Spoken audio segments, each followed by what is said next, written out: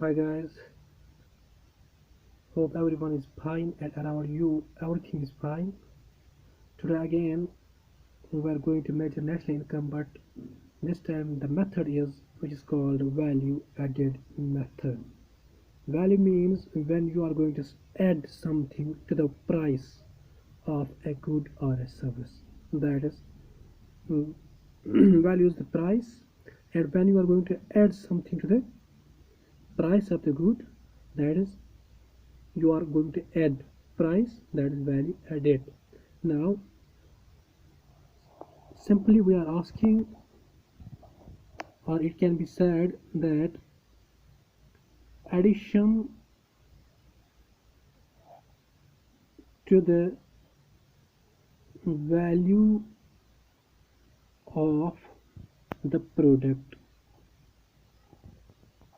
किसी भी चीज़ का जो वैल्यू है उसको अगर हम कुछ ऐड करते हैं उसको बोलते हैं वैल्यू एडेड। फॉर एग्जांपल कोई चीज़ ₹10 की है, अगर उसमें हम ₹2 का कुछ ऐड करते हैं तो वो बनता है 12 का, तो ₹2 उसमें वैल्यू एडेड है। मैं एग्जाम्पल ले लेके चलूँगा आपको। फॉर एग्जाम्पल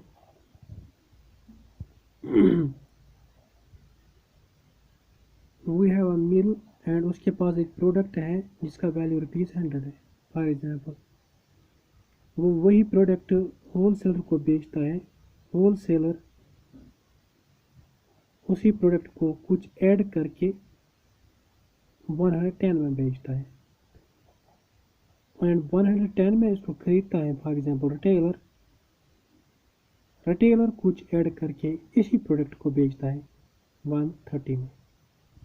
जो डिफरेंस आई मिल से होल सेलर तक, होल सेलर से रिटेलर तक वैल्यूज़ में जो डिफरेंस आई, यहाँ से यहाँ तक 100 एंड 110 दैट इज 10 की डिफरेंस, 110 एंड 130 दैट इज 20 की difference. These differences are when added, it is called, this is value added and this is value added। यहाँ से 100 से 110 तक ये वैल्यू ऐड हो चुका है ₹10 का, 110 से 130 तक ₹20 का वैल्यू ऐड हो चुका है। When we are adding these values which have been added, this 10 and 20, we are arriving what is called summation of gross value added। इसको हम बोलते हैं summation of gross value added, और इसी summation of gross value added को, इसी summation of gross value added को हम बोलते हैं GDP at market prices, that is gross domestic product at market prices. अब हमें कैलकुलेट तो नेशनल इनकम करना है, बट GDP हमारा नेशनल इनकम नहीं है, हमारा नेशनल इनकम है, नेशनल इनकम बोलते हैं हम NNP एट फैक्टर कॉस्ट को। तो GDP को हम कन्वर्ट करते हैं NNP एट फैक्टर कॉस्ट में।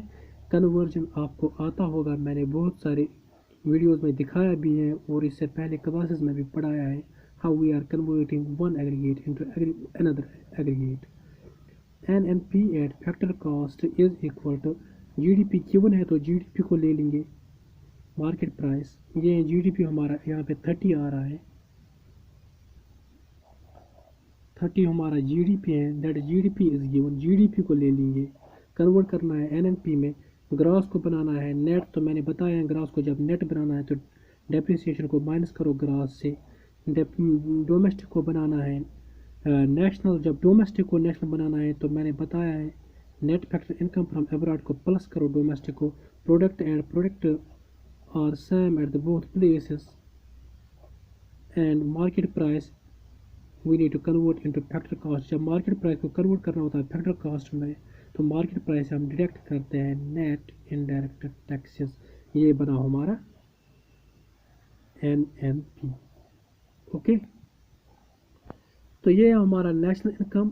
सिंपली मैंने बताया कि जो कुछ भी, अगर किसी भी प्रोडक्ट का हम कुछ ऐड करते हैं, कुछ वैल्यू ऐड करते हैं, उसका इनिशियल वैल्यू 100 था, फिर होलसेलर ने उसको ₹10 का ऐड किया, फिर रिटेलर ने उसको और 20 का ऐड किया, जो ये एडिशन टू द वैल्यू है इसको हम बोलते हैं वैल्यू एडिड, और जो वैल्यू एडिड है जब उनको ऐड करते हैं उसको बोलते हैं summation of gross value added, और जो summation of gross value added है उसको बोलते हैं हम gross domestic product at market price.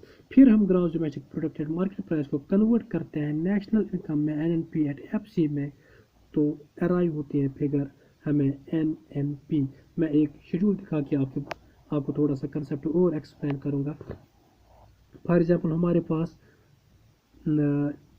Enterprises है, हमारे पास गुड एक ही लेंगे, वैल्यू ऑफ गुड लेंगे,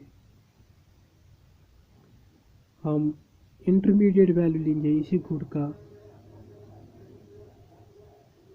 एंड ग्रॉस वैल्यू एडिड ले लेंगे।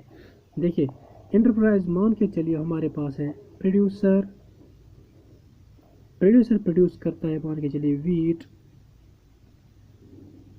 और उसी वीट को प्रोड्यूसर बेचता है वैल्यू ऑफ गुड यानी किस रेट में बेचता है, मान के चलो ₹1000 में बेचता है, ₹1000 में बेचता है। तो किसको बेचता है, मान के चलो प्रोड्यूसर के बाद हमें आता है मिलर जो प्रोडक्शन में कुछ ऐड करता है, मिलर इसको आटा बनाता है। मिलर मान के चलो जो आटा है जो प्रोड्यूसर है, प्रोड्यूसर ने वीट बनाया, वीट को बेचा ₹1000 में किसको बेचा, मिलर को। मिलर ने जिस रेट में खरीदा उस रेट को हम बोलते हैं इंटरमीडिएट रेट। चाहे प्रोड्यूसर ने खरीदा होगा, जिस रेट में खरीदते हैं वह है इंटरमीडिएट रेट, और जिस रेट में बेचते हैं वह है वैल्यू ऑफ गुड, प्रोड्यूसर बेच रहा है ₹1000 में, तो वैल्यू ऑफ गुड है प्रोड्यूसर के पास 1000, और ये बेच रहा है किसको, मिलर को। तो मिलर खरीद रहा है 1000 में, मिलर के पास इंटरमीडिएट वैल्यू है 1000। होप यहाँ तक क्लियर हुआ होगा। मिलर के पास इंटरमीडिएट वैल्यू है ₹1000। तो मिलर मान के चलो बेचता है ₹1200 में। अगर मिलर 1200 में बेचता है so value of good Miller के पास है 1200। किसको बेचेगा, मान के चलो एक बेकर है हमारे पास जिसको ये आटा बेचते हैं, वो बेकर बनाता है ब्रेड, जो ब्रेड बनाता है। मिलर जो है वो आटा बेचता है किसको, बेकर को, यानी कि बेकर कितने में खरीदता है 1200 में। तो 1200 बेकर के लिए क्या बना, इंटरमीडिएट वैल्यू। तो बेकर मान के चलो बेच रहा है, जो वो रोटी ब्रेड वगैरह बनाता है उसको बेच रहा है मान के चलो इन 1800।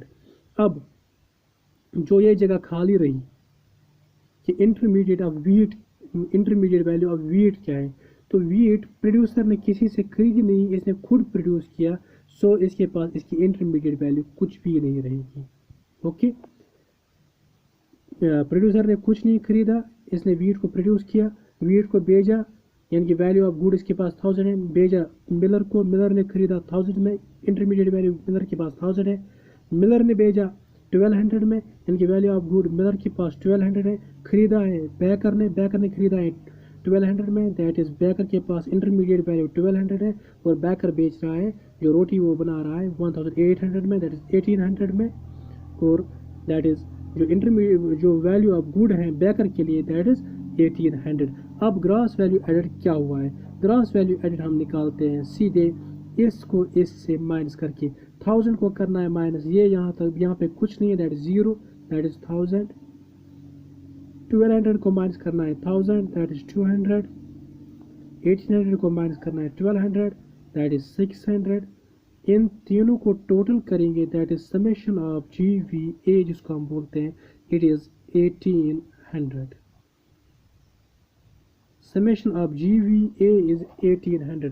If summation of GVA is 1800, we know that summation of GVA is our GDP at market prices, that is our GDP at market prices is equal to 1800. Now you can convert GDP into LNP by the method I had shown above। ये था यहाँ तक का लोचा। अब इसमें एक और प्रॉब्लम आती है जिसको बोलते हैं हम double counting. Double counting means अगर किसी चीज़ को, किसी प्रोडक्ट को, किसी सर्विस को हम एक से ज़्यादा बार कैलकुलेट करेंगे। मैं यहीं पे दिखाऊंगा कैसे। फॉर एग्जांपल अगर हम वैल्यू ऑफ गुड को यहाँ पे कैलकुलेट करेंगे, यह 1000 यहाँ पे कैलकुलेट करेंगे, यहाँ पे कैलकुलेट करेंगे, this is 111 is 3 and 4000, this becomes 4000, but 4000 is not our GDP. Our GDP is just 1800. So we do not calculate value of good, we do not calculate intermediate values, we do calculate only gross value added. अगर gross value added से हमने कुछ और calculate किया, इसको छोड़ के कुछ और किसी और को कैलकुलेट किया, तो हम गलत करते हैं, क्योंकि हम हर एक देन क्या होता है, हर एक स्टेज पे हम अपनी टोटल प्रोडक्शन को कैलकुलेट करते हैं। That is wrong method to calculate income. उसमें डबल अकाउंटिंग की प्रॉब्लम हो जाती है। वो कैसे, देखिए अगर मैं यहाँ पे कैलकुलेट करूँ तो ये भी 1000 है, फिर वीट को कन्वर्ट किया है फ्लोर में, वीट को कन्वर्ट अगर फ्लोर में किया है, वीट को हमने कन्वर्ट किया फ्लोर में, तो वीट का 1000 ऑलरेडी ऐड हुआ है, बट हम फिर से वीट का 1000 ऐड करते हैं और एक्स्ट्रा जो फ्लोर बनाने के लिए 200 लगाए वो भी ऐड करते हैं।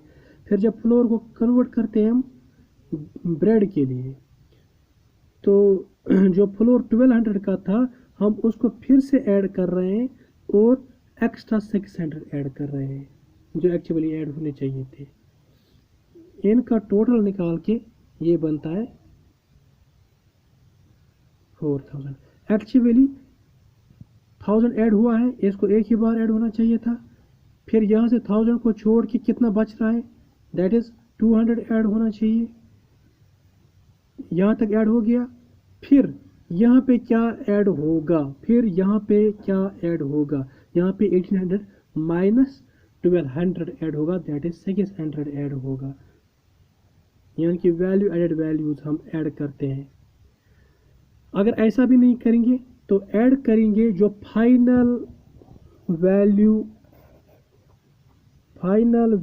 ऑफ फाइनल गुड होगा, जो final value of final good होगा उसको हम ऐड करेंगे। यहाँ पे हमारे पास फाइनल गुड वीट नहीं है, फ्लोर नहीं है, ब्रेड है फाइनल गुड हमारे पास, और 1200 ब्रेड का है intermediate value, that is it's not final value, and value of good है 1800, that it is final value. इसको हम ऐड करेंगे, ये बन जाएगा हमारा जीडीपी। इस 1800 को ऐड करेंगे, ये बन जाएगा हमारा जीडीपी। इसके बगैर अगर हम किसी और चीज़ को ऐड करेंगे वो बिल्कुल गलत हो जाएगा, रॉन्ग हो जाएगा। या इन टोटल वैल्यूज सभी वैल्यूज को ऐड करेंगे तो डबल काउंटिंग में आ जाएगा, इन वैल्यूज को ऐड करेंगे तो डबल काउंटिंग में आ जाएगा, इन दो को ही ऐड करेंगे डबल काउंटिंग में आ जाएगा, इन दो को ही ऐड करेंगे डबल काउंटिंग में आ जाएगा। डबल काउंटिंग से बच के रहना है, बच सकते हैं सिर्फ डबल काउंटिंग से हम, या तो हमें ग्रॉस वैल्यू एडिड को ऐड करना है या हमें final value of goods and services को ऐड करना है। होप आपको ये वीडियो समझ आई होगी। आपने बहुत अच्छी तरह आज वैल्यू एडिड मेथड देखा होगा, समझा होगा, और इसमें जो डबल काउंटिंग की प्रॉब्लम है वो भी आपको क्लियर हो चुकी होगी। आज के लिए इतना ही। Like the video, share it and comment on this video. For more, subscribe the channel. Thank you very much.